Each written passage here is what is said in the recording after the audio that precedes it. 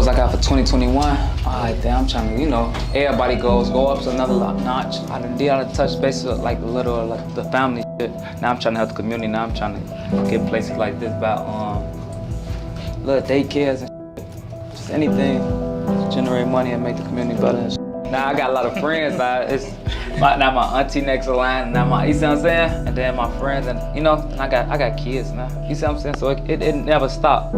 Like the giving it and help you, it don't stop. You just gotta keep getting more money. As long as you got money, it ain't gonna be no problem. You see what I'm saying? I just gotta keep having money. A rapper who is among those who were shot and killed in a gun battle in downtown Atlanta. A total of 6 people were shot, 3 have died. One of them, a rapper Davon Bennett, who goes by the stage name King Von.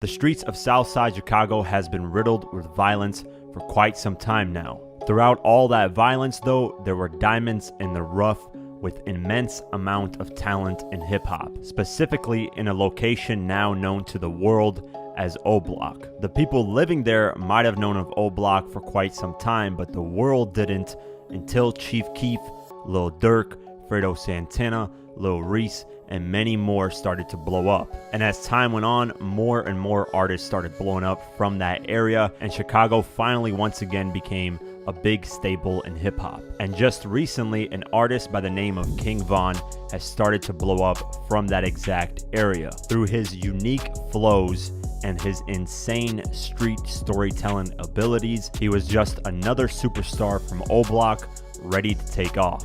King Von was born Davon Bennett on August 9th, 1994, and he was born on Parkway Gardens, also known as O Block, located specifically on the 64th Street on King Drive in the south side of Chicago. He was raised in a broken home with divorced parents. He never saw his mom and biological father together. His father ended up serving time in prison, and when he got out is when he officially met his father, but he was only roughly 8 years old, so he doesn't really remember it.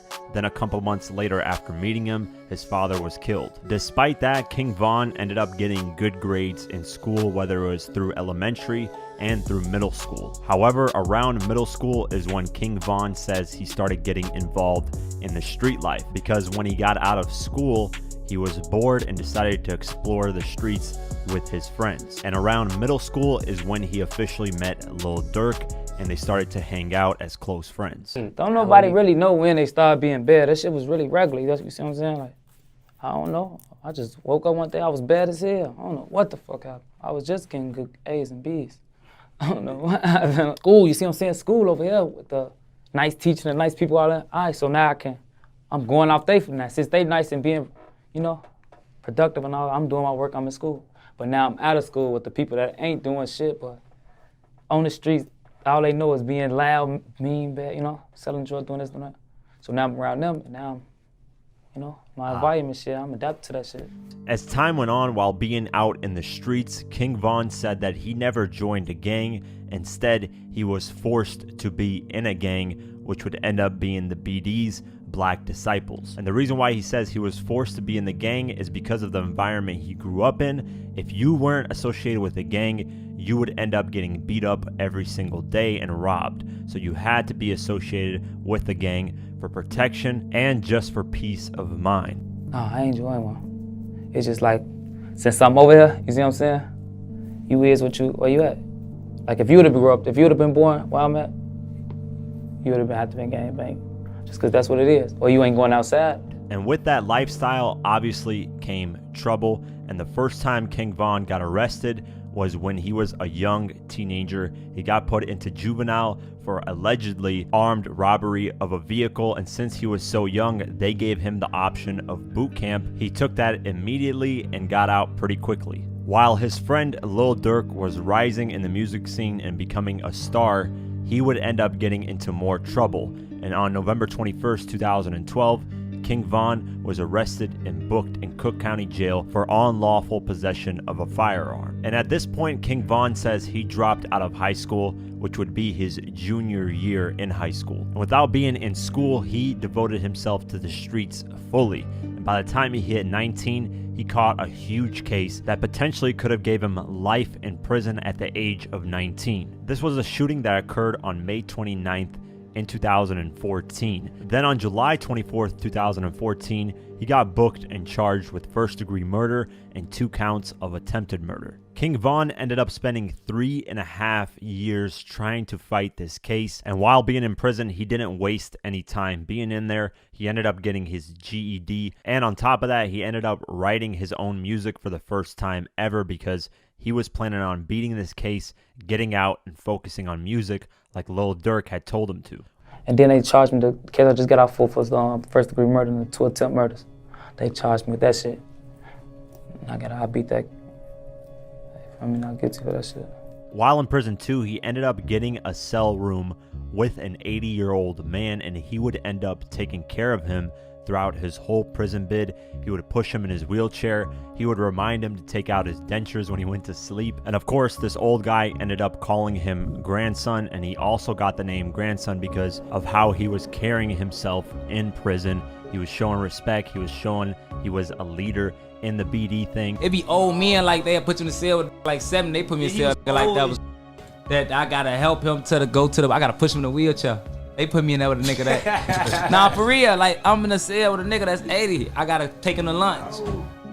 I'm in a joint. I don't even know this man, but he in my cell. I gotta take this man because you gonna leave this old man there. He's stinking, he loud, he got his dentures in, he be chewing his dentures. He supposed to take them out when he go to sleep, so I'm school, take your dentures out, man. I'm in jail when he sounds saying, but I'm his grandson. Cause so you dangerous, but you got a hell of a heart. Man, you know you gotta know that shit though, man. You gotta look out for your people, man. You gotta look out for your people, who gonna look out for you. You see what I'm saying? After 3.5 years, he finally beat the case due to lack of evidence towards him. He finally got out, and at this point, he was 23 years old. And with all this time passed, he saw that his close friend, Lil Durk, was a superstar in hip-hop, and he decided that he needed to do something to get income that was legal, so he wanted to get into music. And Lil Durk encouraged that. He flew him out to Atlanta where he could focus solely on the music, and this is when he started officially recording music. It was towards mid-2018. I've been with him his whole journey in jail. Mm-hmm. And I ain't gonna lie, like he ain't never say nothing about rapping. How'd y'all meet? Now we grew up together. So then when he got out, he just tried rapping. And like his first song just like went super crazy.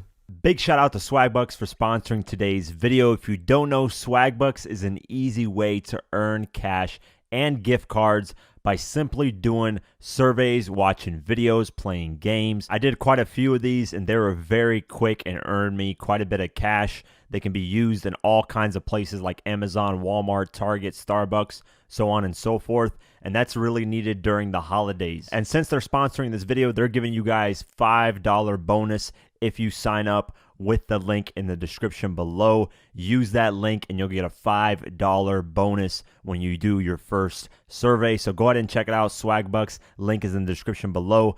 Thank you for watching. Let's continue the video.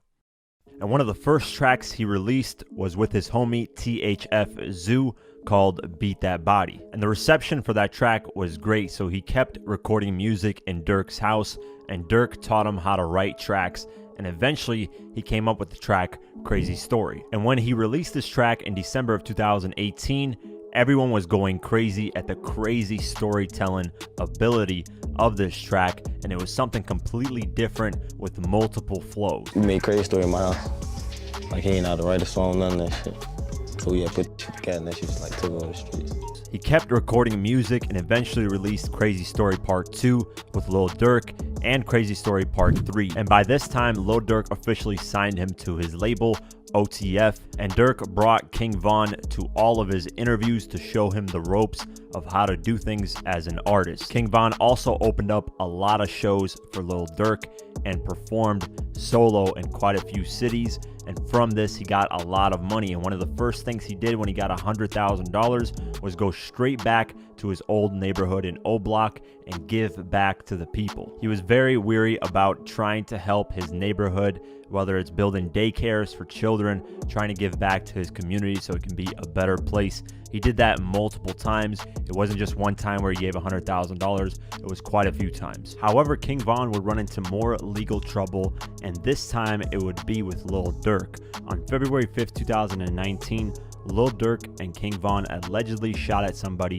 in Midtown Atlanta where they robbed someone for $30,000 and more, and this victim was shot and nearly died, and there were cameras there that caught the incident. So on June 2019, Lil Durk and King Von had to turn themselves in. The rapper, whose real name is Dirk Banks, turned himself in at the Fulton County Jail earlier tonight. Police say he shot a man outside the Midtown Atlanta restaurant back in February. Then Lil Durk's lawyer immediately worked to get bonds set for Lil Durk and King Von because they had no bond available at that time. The lawyer got to work and got the bond set. Lil Durk was released on June 21st, 2019 on $250,000 bond. Then just a couple days later, King Von was released on a $300,000 bond. Then immediately after that, King Von started focusing on the music once again. And as time went on in 2019, he started to learn how to become an artist, how to conduct interviews, and how to write tracks in full form from hook to verse, hook to verse.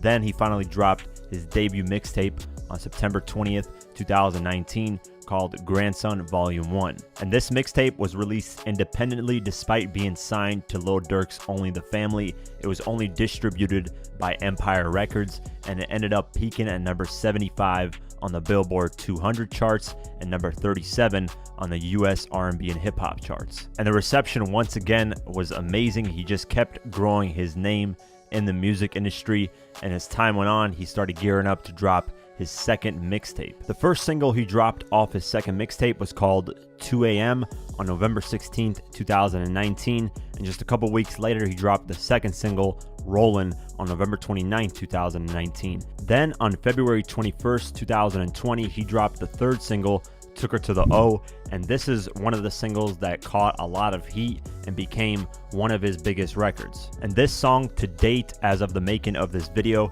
is his highest charting song on the Billboard Hot 100. It peaked at number 47, and on the US R&B and hip hop charts, it peaked at number 14. Then on March 6, 2020, he dropped his second official mixtape called LeVon James, which is a wordplay of his favorite basketball player, LeBron James. And this mixtape, it debuted a lot higher than his first one. It peaked at number 63 on the Billboard 200 and peaked at number 36 on the top R&B and hip hop albums. With the success of the music, King Von was focused heavily on the music, but he still had a couple of beefs going on, whether it was in the streets or in the music industry. The street beef that he had was with his ops, FBG Duck, who was with the GDs, and King Von was with the BDs, who was on the opposite side, so they had a bunch of street beef. FBG Duck was best friends with a kid named Tuka.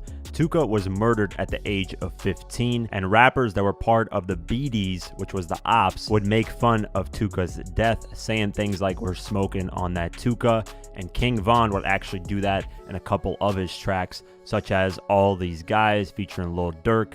And of course, FBG Duck, being best friends with Tuka, did not like that, so King Von ended up inheriting that beef from the streets. FBG Duck even released a diss track towards King Von called I'm From 63rd. King Von would respond by saying it's trash. The other beefs that King Von had were more industry driven. One was with Famous Dex and the other was with 6ix9ine. Despite all this, he kept focused on the music, and he was gearing up to finally drop his debut album. The first single he dropped off the album was called All These Hitters featuring Lil Durk, and this was released on August 5th, 2020. And this track peaked at number 77 on the Billboard Hot 100 and number 31 on the US R&B and hip hop charts. Following this, he dropped the second single off the album called How It Go on August 28th, 2020. Then on October 5th, 2020, he went on Instagram and announced his debut album, Welcome to Old Block, would be released on October 9th, 2020. But when October 9th came, King Von said he had to push the album back and instead released the third single off the album called I Am What I Am, featuring Fivio Foreign. Then he revealed the album would be released on October 30th, 2020, but before the album came out, he dropped one more single called Galish Place on October 23rd. Then finally, on October 30th, 2020, King Von drops his debut album, Welcome to Old Block. The album debuts at number 14 and sold 25,000 copies within its first week. King Von, however, would never get a chance to see the first week numbers of his debut album because on November 6th, 2020, King Von would end up getting killed due to an altercation at an Atlanta hookah lounge. King Von that night was out and about promoting his debut album. He had scheduled an album release party at Atlanta's Opium Club on Thursday, November 5th that night, and everything was going fine. King Von's manager says that after the album release party, they were all scheduled to go back to the hotel and sleep. However, Von's manager says that King Von was off that night for some reason. After the album release party, they all went back to their vehicles and started heading back to the hotel like planned. But King Von's manager says that King Von decided randomly to take a different turn and go to an after-party club. Von hopped in his security bulletproof truck with two other people and the driver and randomly decided to go to that after-party club. Once they got there, they realized none of the other people were there, so Von's DJ called and said, "Where are you guys at?"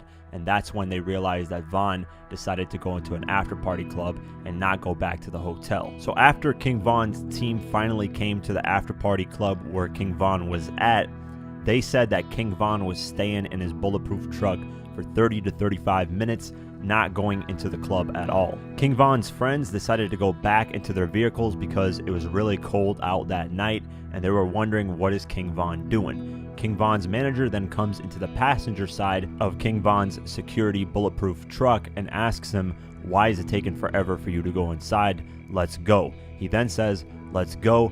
His security then checks the building inside and out to see if there's a threat. Now, King Von's manager says that they couldn't bring in guns to the club because it's a security risk, so all the security and everyone else who had weapons had to put it back in the vehicle. Von's manager says that one of King Von's friends came to the driver's side of King Von's vehicle and told King Von that Quando Rondo pulled up to the Atlanta after-party club, and he said that Quando Rondo was essentially lacking, meaning he didn't have anyone around him. It was just Quando Rondo and a driver. And Von's manager says that right when King Von heard that, he immediately got out the car and went at Quando Rondo and started fighting him. And everyone at this time was genuinely confused at what was going on. Nobody in each camp was even prepared. Then a white car pulled up and King Von's team had no idea who that white car was affiliated with. Out the car came Lil Tim, which was Quando Rondo's friend. He comes from the backside of King Von and shoots him multiple times. King Von's manager says that Lil Tim let off 5 to 6 shots. 2 of the bullets hit King Von. 1 hit him in the torso, 1 hit him in the thigh. 1 of the bullets hit King Von's manager, and King Von's manager says that King Von was using Quando Rondo as a shield while he was getting shot at. And when this happens, all hell breaks loose even more. The police that were guarding the area that night decided to get involved in the altercation and started shooting randomly at basically everyone there, and that's when everyone started scattering around. People were running back inside the club hoping they wouldn't get hit. And once things settled down, King Von's team went immediately to King Von, got him and put him in the back of their vehicle and drove him to the hospital. Apparently Quando Rondo was yelling out that King Von got shot, so his team heard that and ran towards him to help him out. His team ended up putting him in the back of a vehicle. They drove off to the Grady Hospital in Atlanta, and apparently King Von was conscious the whole time. telling the people in the car to calm down and relax and that he's going to be okay because everyone in the car was panicking about what just happened. They drove him to the Grady Hospital in Atlanta and immediately started performing surgery on him, but during the surgery process, he didn't make it. When the news officially came out, it was reported that King Von was in critical condition and that he was shot by the Atlanta Police Department. But as time went on, we realized obviously this wasn't the case. In the afternoon of November 6, 2020, it was officially announced that King Von had passed away at the age of 26. It was also reported that someone else had passed away as well, and 4 other people were injured, including King Von's manager and Lil Tim, who was the one who shot King Von. A couple days went on and Lil Tim was officially charged with the murder of King Von. And as time went on, more security footage came out, and Quando Rondo's team and lawyers are now saying they are practicing self-defense in this incident. And in Georgia, we have a stand your ground law, and that means that if your life is in danger at any moment, you have a right to defend yourself, whether you shoot at them or kill them. After this, there were a lot of rumors as to why Quando Rondo and King Von got into it. There were rumors that it's because NBA Youngboy and King Von were dating the same type of female, but King Von's manager denied that. King Von's manager denied actually a lot of rumors that were going around, and all these are false. They're just claims from media sources that don't have any sources. King Von's manager, however, did say that King Von went on Instagram Live quite a few times and said that he would put hands on Quando Rondo and his team, and he never mentioned that he would use weapons if he ran into them. And of course, after King Von's passing, his album saw a huge uptick in sales the following week. The album ended up rising to number 5 on the Billboard 200 charts and sold 41,000 copies that following week. King Von's family and management company have released a statement about how they're going to move forward with King Von's remaining music.